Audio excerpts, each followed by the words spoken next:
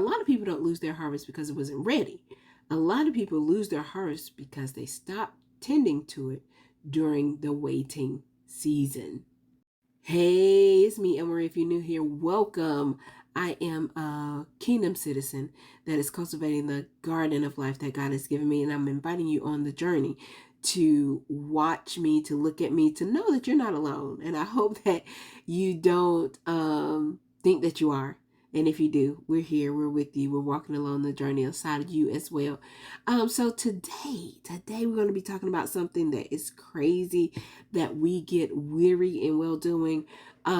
We have to understand as we grow, as we tend to this garden, as we have plants seeded in this garden, it is going to be a time where nothing is going to be happening. The thing of it is that plants, assignments, things take time to grow. It takes time for the roots to dig in deep. It takes time for that first little petal of green to come up. It takes time for that fruit to be grown to perfection where it's ready to harvest. So what do we do with the time? Every season has a purpose. The growing season has a purpose. The seeding season has a purpose. The rooting season has a purpose. The growing season has a purpose. The waiting season has a purpose. Every season in our life have a purpose. Most of the time I found that the waiting season is there to help grow something, to help grow some type of character, to help grow some type of level of endurement for the next season, some type of level where you are leveling up, you're evolving into something greater for the next season. Okay. So you have the rooted season when we're planting a physical garden, and those roots have to be so strong, because when those plants start shooting up underneath from up the soil, those plants have to balance it. Because if it doesn't, then it may tilt over, it may fall out, it may become unrooted. Those roots may give up, they may not be strong enough. So when you're waiting, and there's a lot of waiting seasons in this life. There's a lot of waiting seasons when you're growing things, because you have a season when you're waiting for the roots to grow down deep. You don't see anything. You don't think anything's happening. There's nothing that is showing you that growth is taking place, and yet you wait. Then you may see a little piece of leaf coming from the ground, and still you have to wait for that leaf to get up. And then after the leaf, you may see a little piece of flower or a little piece of fruit or a little piece of vegetable, but you have to wait until that vegetable grows into something that you can harvest. And then after the harvest, you have to wait again until the next season comes, the next growth season. So it's a season. It's waiting happens during every season. But how do we react? How do we act? How do we interact with the waiting season?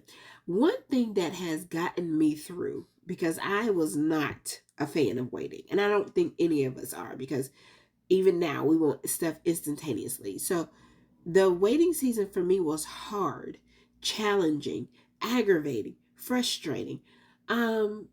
Until I grasped this concept, and we talked about it in another video, how we need to start waiting with God instead of waiting on God. So what does that even mean? Waiting with God is different. So let's say you are waiting for your Uber to come, right? And you're waiting on, or you're waiting for a ride to come, and you're waiting on your friend, right? Your friend is the one that's picking you up. So you're waiting. You're like, girl, where are you? Where are you? Where are you? What is taking so long? What are you doing? However, if you and your friend is waiting on an Uber, it's a lot less stressful. It's a lot less pacing back and forth. It's a lot more fun because you two are there together. So when you wait with God, He's there with you. You guys are talking. You are developing character. You are seeing things from a different point of view. He's showing you that things are happening, even the things that you can't see. He gives you little glimpse of things. He may show you a little leaf peeking out, or He may show you that things are moving in the soil of your life, and He may show you that the assignment is working. Let me give you a real life example. At the filming of this video, I have 181 subscribers on my YouTube channel. God is telling me to do this series and to do like multiple videos. At first, I knew consistently. So for me, consistently was 365 days a week. Not a week, Jesus. 365 days a year. I was going to do a video, a long form video, 365 days a year. Well, that didn't come to fruition. And I was giving myself more anxiety than I needed. Consistency just means to keep doing, to keep going. And so I got a message from my best friend. And let me tell you, me and my best friend are total opposite. She is outdoorsy. I am indoorsy. She is very, very slim, fit, all the things. Y'all know I'm fluffy, plus size. I don't get into the gym that often, working on it. But the thing that we do have in common is we tell each other how it is, like it is. So we don't get into too much each other's things that's going on in our lives. Like, we like to hear about it, give encouragement, but we don't like dive into a lot of things. I used to let her edit my books because she was so good with grammar and things like that. Now I have ChatGPT. She does her thing. Grammarly does his thing. So I don't even bother her with that, because what I was writing about wasn't anything, up her alley. So I get a message and she was like, I just binge watched all of your YouTube videos. And I'm like, what? She was like, oh my gosh, they were so good. I got so much out of them. I can't wait for the next one. And I'm like, oh my gosh. So in my waiting with God, because y'all, I don't have a lot of subs. Like, I don't have a lot. And 1 or 2 people will like the video, right? And I'll get actually 3 or 4 views on the long form videos. So for her to say that, and I didn't ask her to go watch them. She did it on her own. For her to say that is giving me encouragement in my wait.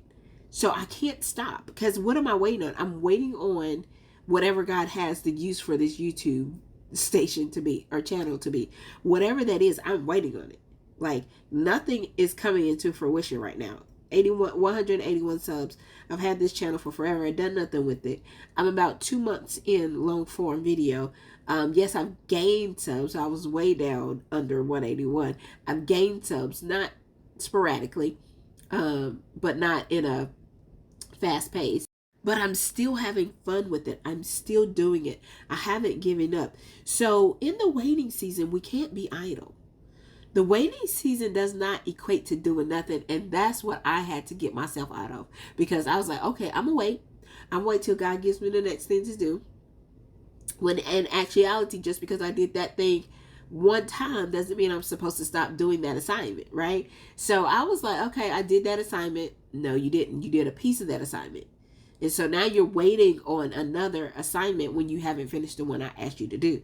So in that, it doesn't mean not doing anything. It means completing or continuing to do the last instruction that you heard. The last thing that you heard from God. Keep doing it until He tells you to do something different. So with that job, don't quit that job until God has told you that your time at that job is up. Yes, you see a lot of things going on in life. Yes, you see a lot of videos talking about how to quit your 9 to 5, how to make more, double your salary, how to do this in a fast pace. But maybe that's not your pace, and maybe you're not even just there for that salary. A lot of jobs that I've had are to better me, to get me to a higher level of wisdom, of craft, of understanding, of just having that life experience. And I was just getting paid to further my assignment. And until God released me from that job, then I didn't move. But I knew when the release came. I felt it. It's like, oh, I'm not supposed to be here. And a lot of times in prayer, I would hear that voice that said, hey, it's time to go. And I would try to linger, and then it would just make things worse. Honey, don't do that. In the kingdom, there's always movement, even when you don't see results. So roots are always growing underground in our gardens. Systems are forming before fruit shows up. So what if you have a garden and you don't prepare a system to plant? You know, God is planting the major seeds in us. He's given us the core seeds that we need. But sometimes we have to uproot things like we talked about, and then we have to plant some companion plants like we talked about. Or some companion plants are planted in a garden. And we talked about that as well. So the thing is, what systems are you putting in place? And when I say systems, we can say goals, we can say outcomes, we can not goals. I don't like the word goals. I like the word outcomes. But we can say plans. We can say things that I'm going to do, steps that I'm going to take. A lot of times in the physical garden, when we're doing plants and vegetables and flowers, they can only grow in certain seasons. Do you know that? Have you researched that? So in your assignment, have you researched your assignment? Have you started gaining the skills to help you with your assignments? Have you done the work that would make you an expert in your assignment? And those are the things that we do while in waiting. We're creating systems. And what does that system looks like in harvest? So when the people do come, what is that going to look like? How are you going to scale up? We say scale up in business. How are you going to scale up in your assignment? What is that going to look like? Have you wrote that down? Have you thought that through? Have you asked God what that's going to look like? And sometimes, hold on, this is good. Hold on. We be asking God for a lot of stuff that he done already told us. We go to prayer asking God for this and for that and for that. And if we read our kingdom constitution, and I'm talking to kingdom citizens right now, people that believe God, people that believe God the Father, God the Son, and God the Holy Spirit. Once we read this Bible, and I don't even care if the principles of the Bible stand. They stand alone. You don't have to believe to do some of these principles, because principles you can think of them as if then statements. God is not a God that he can lie. He cannot lie. So if he's telling you, if you do this, then this will happen, it is going to happen regardless if you believe in God or not. It's going to I got all kind of stuff on this Bible. This is my old school Bible. I done had her for a long time. But no matter what, it's going to happen. If then statements. If you do this, then this is going to happen. There's a lot of if then statements in this Bible, in our Constitution, in this sacred book. There's a lot of if then statements. And if you just do them, you'll reap. Whatever the if then is, you'll get the then. If you do the if, you'll get the then. And that's the thing. We are asking God about stuff that he's already told us about over and over again. We just got to crack that book open. We're praying for stuff that, honey, he already said yes to. So what are we doing? Walk in it. Walk in your power. Walk in your authority. All right. We got that? Okay, good. Now, with that being said, please take the Bible as truth. Take it as truth. Put it in your heart. Let it guard your life. Understand your assignment. Build your relationship with God. This is what I implore everyone to do. My heart wants everyone to do that. And that's partially why I'm here. But I don't want you to kind of tune out because we start talking about Bible. Everything I talk about is from the Bible. I may not mention God, I may not mention the Bible, but everything that I'm giving you are kingdom principles, are kingdom understandings, things that God has put in his word and God has downloaded to me to make it make sense, right? Because the thing is, he wants us to understand who we are. He wants us to understand our assignments, our reason for being. When you have a reason for being, it makes life a lot more simple.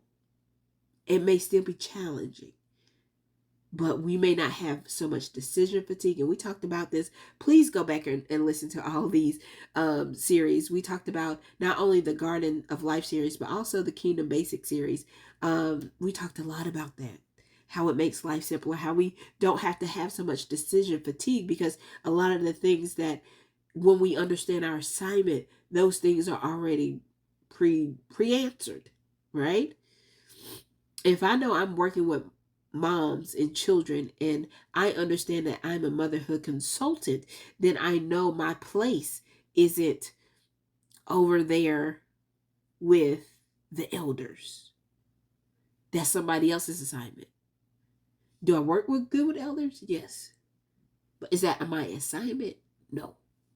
Right? Because the elders have already done motherhood, grandmother, all of the things. They've already done that. So my audience is not that. My assignment is not that. The people that I'm called to is not the elders. So when I get an opportunity to go work with the elders, I can already say no. No, thank you. But thank you for thinking about me, because that is not my assignment. I'm not going to be over there doing somebody else's assignment and neglecting mine, neglecting y'all. I can't do that. Then who's going to talk to y'all? Who's going to come and talk to y'all? And the word neglect is crazy, because a lot of times we are neglecting our garden. We are neglecting our assignment when we wait. So let's talk about what that looks like. It looks about like in a garden to stop watering. In our life, inconsistency. In a garden, stop checking soil. In our life, we stop being self-aware. We don't want to check ourselves no more. We don't want to look in the mirror no more. We don't want to do the work that that leads us into self-discovery. In the garden, we let weeds grow. In our life, we have distractions and bad habits and bad decisions and things of that nature. And then to compare your garden to someone else's. Ooh, that neglects your garden, because so let me, in my own life, I love watching the Kardashians, but I don't look at it in comparison to my life. I look at it to watch what God can do and has done and will do. Okay? Those are the things when I look at that, and I look at how they live and how they are making an impact in their assignments. And I'm like, yes, that's what fruitfulness can look like. Will my fruit look like that? No, I don't have the same assignment they have. But can it be that big? Can it be that worldwide? Absolutely. I don't want the schedule that Kim has. Kim's schedule is ridiculous. It's diabolical. It is crazy. She's in countries. She took a helicopter to be at a concert because she was working in another country at the time, and her sister wanted her to come to the concert, so she took a helicopter.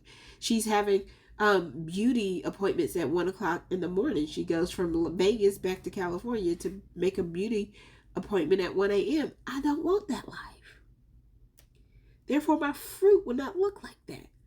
Does she do great things? Absolutely. I don't know what her relationship with God looks like. I'm just talking about comparison. I don't sit there and watch them to say, oh my God, I wish I had that. I wish I had that. I wish I had that. I want that. Why can't I do that? Look at them. Why do they get that? I don't do that, because now what I'm doing is neglecting my assignment. So I look at them when I have a moment or I'm doing something and I just play it on my desktop. And I'm like, man, that's dope. That's crazy. That's amazing. That's what the kingdom of God should look like. That's what it should look like. And then I go out and go harder, right? Like, I'm sick right now, y'all. I'm struggling with this mucus. I don't know when the cough is going to come. I don't know anything. But I need to get a video out to y'all because I haven't done one all week. And so just bear with me. But it pushed me to see that last night. It pushed me to say, oh, I got to get on my assignment. Because they're on theirs, whether they know it or not. So some of us, we never lose the promise, but we just stop showing up. And that is big time neglect. Big time neglect. We don't even check. We don't even check in on our assignments. We don't even check to see. And a lot of times for me, my check is, yes, I look at my analytics. But that big check, when I see that somebody heard something, and the funny part is I don't ever see it a lot online, people reach out to me offline, or they may see me, and I'm like, y'all listen to my stuff. It's crazy.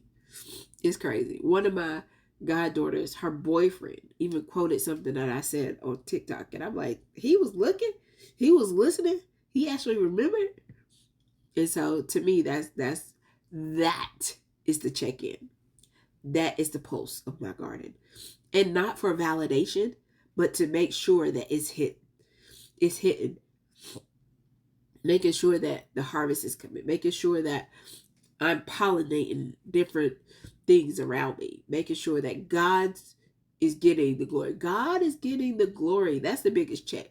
Is God getting the glory out of what you're doing right now in your assignment? That is the biggest check. That is the biggest flex. For real, for real. It's not about me. It's not about you.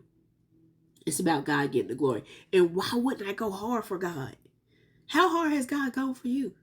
Why wouldn't I go hard for God, for him to get the glory, to let other people bask in this kingdom life? This kingdom life ain't easy, but it is amazing. I wouldn't have no other choice. No, I would make no other choice but to be a kingdom citizen and live this kingdom lifestyle. So what should we be doing while we're waiting? While we're waiting with God, we should be watering. We should stay consistent in what God told you to do or told us to do. We should be guarding, making sure that nothing is trying to attack your assignment. And if it is, get it out of there. Protect your environment, what you're hearing, what you're seeing, what is entertaining you. We should be weeding, removing what's been choking us in real time. Because the thing is like a lot of yeses can choke you out. Take all them yeses out of your garden. Yes to this, yes to that, yes to that, yes to that, yes. I'll do it. I can do it. I'll volunteer to do that. No, take it out. It's choking your assignment. And then observing, like we was talking about, making sure that you're seeing some small progress. Like you're not obsessed with the progress, but you're making sure you're seeing, hey, when that leaf comes out the ground, okay, we have leaves. Okay. Y'all, excuse me. I'm sorry, but I'm not redoing this. But we have leaves. So now we have another thing to tend to, like making sure that the leaves are not getting eaten up by the bugs and that sort of thing. So you have to be vigilant. You have to be observing. That's what we're doing when we are waiting. Faithfulness in the unseen produces fruit in the seen. So when you start having that faith that fruit is going to get big, and I have to do everything in my power to make it grow to maturity, then that's what produces. That's what makes that fruit do that. When we don't see it, and still we're tending to it. So, are we just waiting, or are you stewarding your assignment? And as citizens, we don't abandon territory just because the harvest hasn't showed up yet. We don't be like, we don't want this garden no more. I ain't gonna fool with this because this ain't nothing popping off of here. So I'm gonna go start something else. Hey, this girl got me all the way together. She didn't even know it. On TikTok, she had dropped this. And she was like, just finish. Finish it. And there's a lot of open loops that I have opened in my life and in alignment with my assignment that I just need to close. I've started it. I progressed through it. I just need to close it. I just need to finish it. And it's time to finish these things. Like my website. 98% finished. You can go ahead over there, elmariesplace.com. It's beautiful. I love it. It's my pride and joy right now. I created it myself. I saw the vision and I created that website myself. And when I tell you I love it, it speaks exactly to our brand. It speaks exactly to El Marie's Place and helping moms through season. It speaks exactly to the newfound title that I gave myself, which is a motherhood consultant. It speaks everything. It's aligned perfectly with that. And it's just a matter of putting some lovey's wear on that so that you guys can be adorned in the goodness and bold statements that really speaks to you and speaks to others. So closing those loops. Don't abandon. Don't go start one garden and try, you're working on the garden that God gave you and then you be like, God, I don't really want this garden, so I'm going to go do another one. It's not going to prosper. You're going to get frustrated. You're going to get even mad. Then you neglecting the garden that God gave you, then you got to kind of start all over with that. So let's just not go through that process. But if we can stay consistent in a season that looks like nothing, you're the type of person that God can trust with everything. If we can stay consistent in a season that looks like nothing. We are the type of people that God can trust with everything. So if you're in your waiting season, this series is your garden guide. Come grow with us. And also, if you want to dig into more of self-discovery, because that's what the garden is all about, discovering who we are, discovering our assignments, discovering how to cultivate that.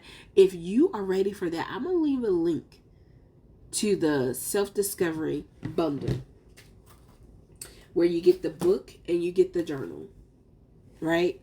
If you want it. If you want it, it's a practical guide to living authentically.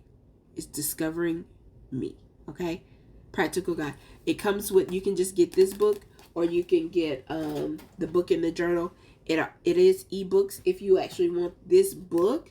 I think I have 2 physical books here, but you can get it on Amazon, and I'll leave both links.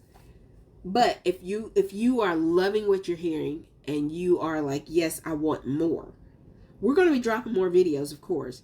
But if you want to dig into something a little deeper, go ahead. I think I'm going to push that bundle a little bit more, because I do want to get in a group setting, in a community setting, and really walk through that tangibly. Some lives, some questions, some thoughts. I think that's what I'm going to do. If you like that idea, if you're up for that, go ahead and put some purple hearts in the chat, or comment ready. And yeah, I'm excited. I hope you guys are excited too. Remember, in a world full of chaos, always focus on the good. Until next time, toodles.